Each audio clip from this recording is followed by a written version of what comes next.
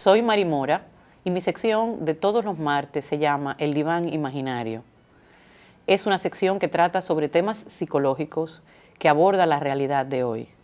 Quédate en sintonía con el Matutino Alternativo. Hoy vamos a meternos en terrenos profundos de la mente y estamos hablando precisamente de uno de los llamados trastornos disociativos que han sido motivo, Carmen, de películas, de drama. Me recuerdo de la novela El Doble de Dostoyevsky y de otras películas que cuentan personalidades múltiples, que es otro de los trastornos disociativos que da mucho para fantasear en la ficción, ¿no? Y la mayoría de los pacientes con despersonalización describen como una sensación de alienación o de desvinculación en relación con el entorno en el que están, que frecuentemente se describe como una sensación de que las cosas no parecen reales. Y esta experiencia es descrita por medio de metáforas, que son la mayoría de ellas visuales. Por ejemplo, siento como si viera el mundo a través de una cámara, como si esto fuera una película, como si una niebla o un cristal se interpusiera entre el mundo y yo. Hay gente que dice, es como si no fuera yo, siento como una niebla en mi mente y en mi realidad. O también dicen que es una barrera invisible que los separa del mundo exterior. Otros hacen hincapié en un cambio cualitativo de su conciencia y se quejan también de sentirse como en un sueño, embotados o como bajo el efecto de drogas, pero aquí ni hay fentanilo, ni hay ninguna otra droga. Y hay gente profesionales, a los profesionales nos va a costar hacer un buen diagnóstico diferencial porque estos síntomas que yo he descrito hasta ahora pueden ser parte de un cuadro epiléptico, pueden ser parte de síntomas de una esquizofrenia, pueden ser síntomas hipocondríacos puntuales o síntomas conversivos. Entonces, para poder llegar a la conclusión de que estamos hablando de despersonalización, pues hay que mirar todo con mucho cuidado. Pero fíjate cómo en cualquiera de las opciones anteriores estamos hablando de un tema que hay que prestarle atención y que no se puede tratar uno solo.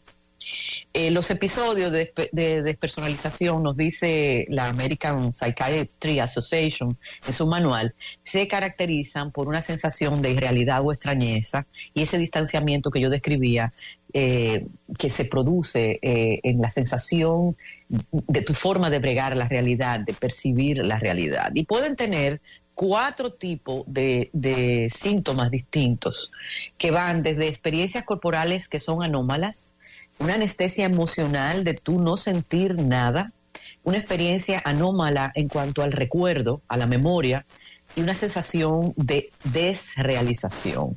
Voy a intentar entonces describir cada una de estas. En el primer caso, en esa sensación que yo describía de experiencias corporales anómalas, hay una falta de sentimiento de pertenencia con respecto al cuerpo y usualmente se describen como una sensación de extrañeza hacia alguna parte en particular del cuerpo. Yo siento como si mis manos no fueran mis manos.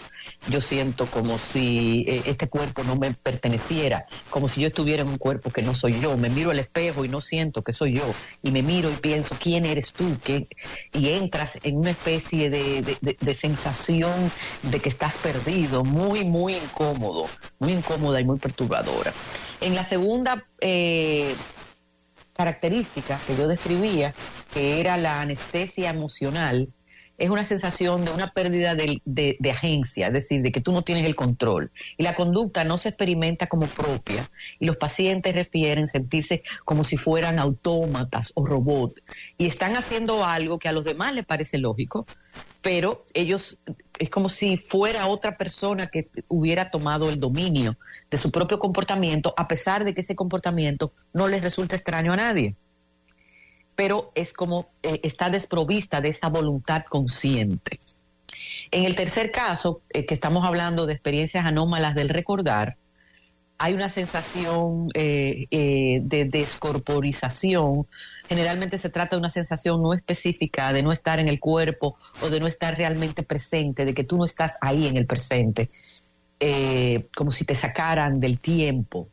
Y una cuarta sintomatología, que son otros grupos de alteraciones que incluyen sensaciones de que tú sientes que las manos son más grandes de lo que son, los pies o alguna otra parte de tu cuerpo, o te sientes demasiado ligera, como si no tuvieras peso ninguno. Fíjate que todas estas cosas son alteraciones muy importantes de tu autopercepción y de la percepción que ocurre, pero sin embargo tú puedes mantener una sensación que puede ser que alguien que te conozca mucho te vea rara, y puede ser que tú te calles para que nadie piense que tú estás volviéndote loca.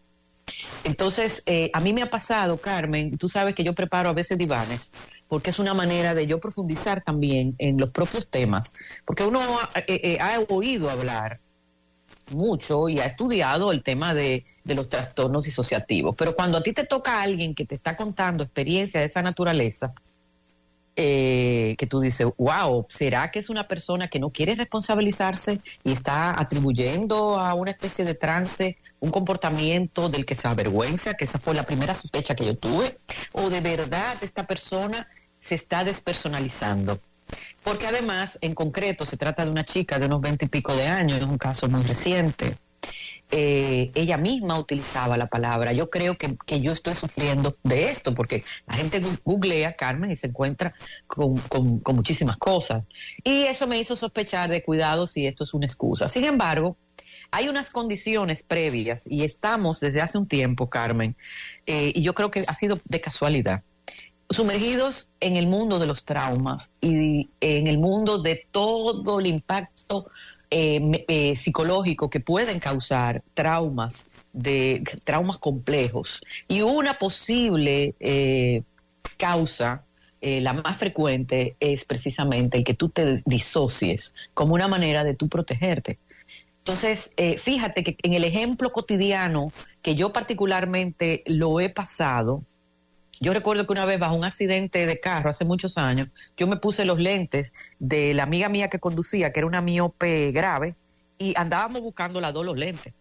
Y yo no me estaba dando cuenta que no estaba viendo bien y que los tenía puestos. A mí se me habían caído los míos y me había puesto los de ella en medio de los nervios. Entonces fíjate cómo uno puede hacer una serie de comportamientos de los que uno no es consciente y no recuerda exactamente cuándo fue que lo hizo.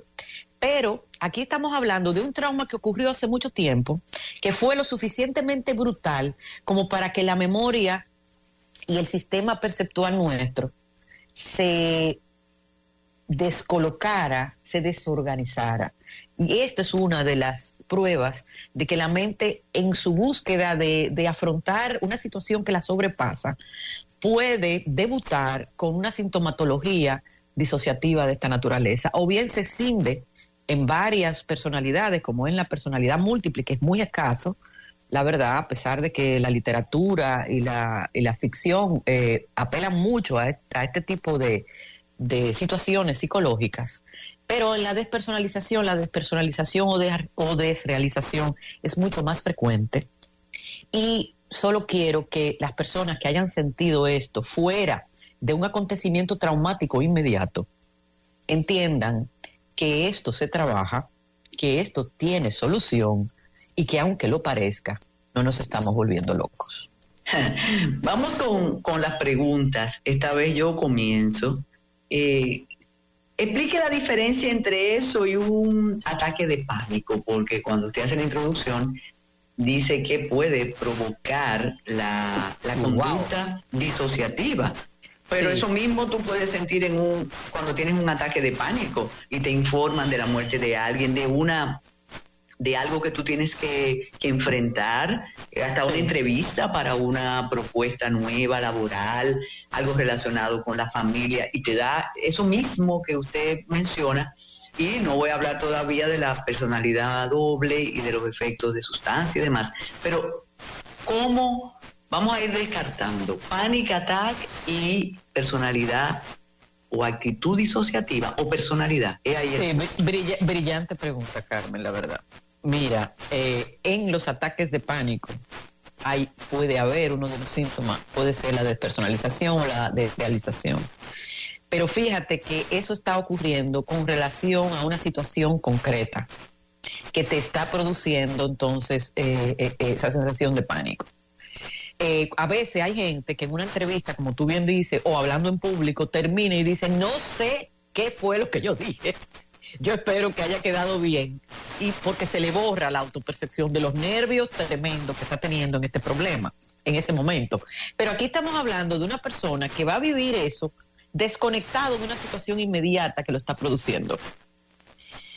Y ante estímulos que no suponen para nada una amenaza de esa naturaleza. Y eso es lo extraño, porque claro, hay ese shock que todos hemos descrito, nos está preparando para que el organismo pueda reaccionar y organizar una respuesta. Y nos va a tomar ese reseteo mental momentáneo tras ese impacto, unos segundos a veces, unos minutos breves, casi siempre unos segundos. Eso forma parte de un proceso totalmente entendible y que no debería preocuparnos. Pero estamos hablando de etapas en donde tú de repente empiezas a sentirte así, sin la presencia clara de un estresor de esa magnitud. Ahora, cuando en los dos casos que yo he tenido, porque hubo un caso que yo recuerdo que era una persona artista que ya dibujaba figuras en trozos, que a mí me llamó mucho la atención. Él lo hacía de hobby, ese tipo de caricatura. Y yo recuerdo cuando analicé los dibujos, fue algo que me llamó la atención. Y luego él hablaba de que en determinados contextos de su vida, sobre todo en el ejercicio de su vida sexual, él sacaba como una especie de personaje que le tenía nombre y todo. Y entonces yo ahí me quedé confusa, dije, porque eso suena tan espectacular, Carmen, que yo lo dejé en remojo. Y luego esa persona no regresó, no tuve el chance como de poderme sentar a observar el fenómeno. Pero en este caso, lo que me trae a preparar esta investigación que he hecho y que ahora resumo para el diván, era una persona que decía, yo sabía que yo no quería hacer tal cosa. Yo no quería encontrarme con tal persona. Yo sabía como que me estaba engatusando, pero yo lo hacía igualmente y tenía un comportamiento en contra de mi voluntad. Y yo sé que va a sonar que yo me estoy intentando como escabullir de mi propia responsabilidad, pero yo no le sé explicar. Era como si yo estuviera mirando una película en la que yo estaba dentro, pero yo no controlaba el guión. Gracias por acompañarnos en el diván de Mari Mora. Síguenos en nuestras redes sociales y en nuestro canal de YouTube.